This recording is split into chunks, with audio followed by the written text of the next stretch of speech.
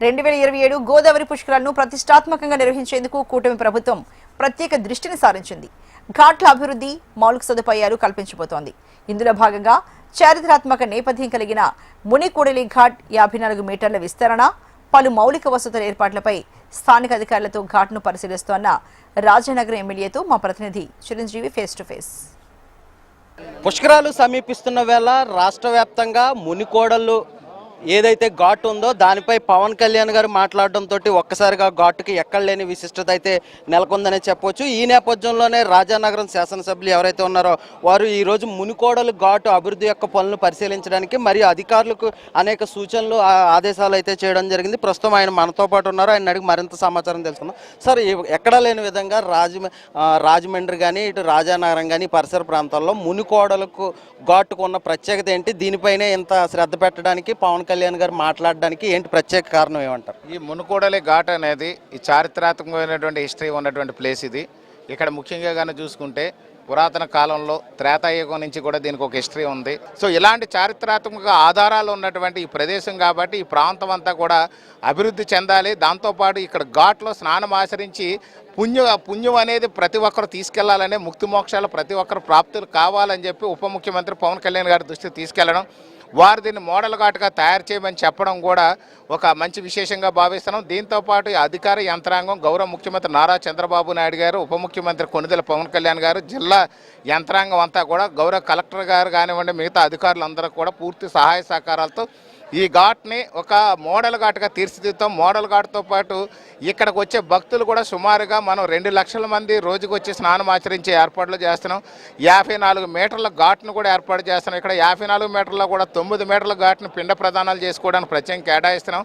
మిగతా 54 మీటర్ల ఘాట్లో కూడా అందరూ పుణ్య స్నానాలు ఆచరించి ఇక్కడ అంతా కూడా కార్యక్రమాలు చేసుకునే విధంగా ఏర్పాటు చేస్తున్నాం. దానికి అనుగుణంగా ఈ యొక్క భోజన వసతులు కానీ, భక్తుల సహకారం, ప్రభుత్వ సహకారం, అందరూ కూడా స్థానిక పెద్దల సహకారంతో కూడా మన సుమారుగా రోజుకి 50,000 మందికి తగ్గకుండా భోజన ఏర్పాట్లు కూడా చేయాలని ఒక అంచనా ప్రకారం ఉన్నాం.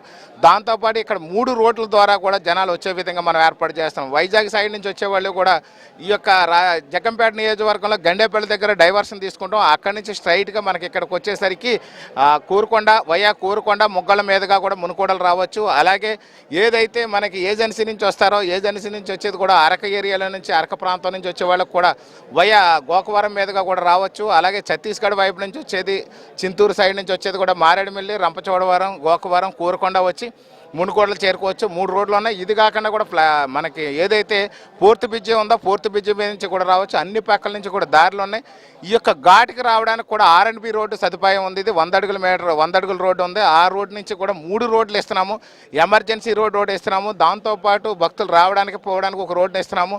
అలాగే VIPలు వచ్చిపోవడానికి కూడా మరొక రోడ్డు ఇస్తున్నాము. అవసరమైతే హెలిప్యాడ్ను కూడా ఒకటి ఏర్పాటు చేసి VIPలు కూడా అందరూ ఇక్కడ స్నానం ఆచరించే విధంగా ఇక్కడ ఏర్పాట్లు చేస్తున్నాము. సార్, ఇప్పుడు చూసుకున్నట్లయితే కనుక పవన్ కళ్యాణ్ గారు వచ్చిన తర్వాతే రాజమండ్రిలో గోదావరి పొల్యూషన్ ఒక్కసారిగా బయటపడింది. ముఖ్యంగా చూస్తే గోదావరి, రాజమండ్రి పరిసర ప్రాంతాల్లో ఇటు ఇండస్ట్రీస్ వల్ల వచ్చే వ్యర్థాలు కానీ, ప్లాస్టిక్ వ్యర్థాలతో చాలా పొల్యూషన్గా ఉంది.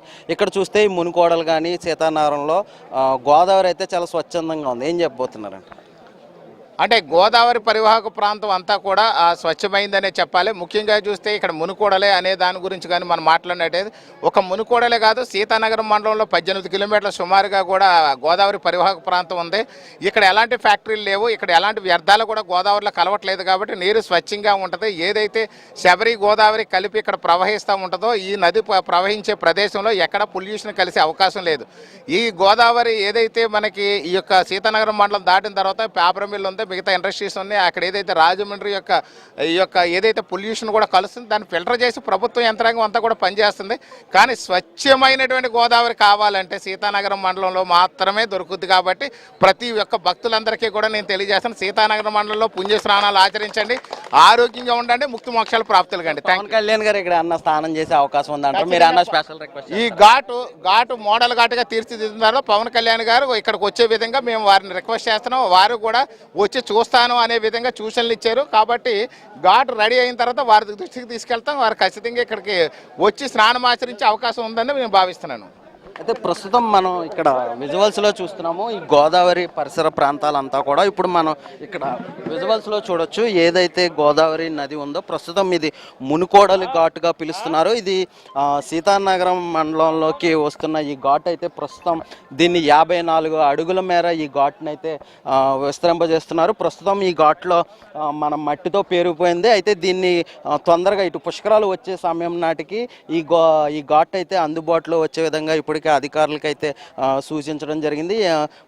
ముఖ్యంగా చూసుకున్నట్లయితే కనుక ఉప ముఖ్యమంత్రి పవన్ కళ్యాణ్ కూడా ఈ ఘాట్లో స్నానం చేసే విధంగా కూడా ఇటు రాజానగరం నుంచి కూడా రిక్వెస్ట్ చేస్తామని కూడా చెప్తున్నారు. దీనిపై ఏదైతే ప్రస్తుతం ఉందో 54 అడుగుల ఘాట్లో ఇటు పిండ ప్రదానాలు చేయడానికి కూడా ప్రత్యేకించి ఒక రోగ్ కింద ఏర్పాటు చేయడం జరుగుతుంది. సుదీర్ఘంగా ఇంచుమించు 6 రాష్ట్రాల నుంచి కూడా ప్రజలు ఇక్కడికి వచ్చి స్నానాలు చేయడానికి కూడా అన్ని ఏర్పాట్లు చేస్తామని చెప్పడం జరుగుతుంది.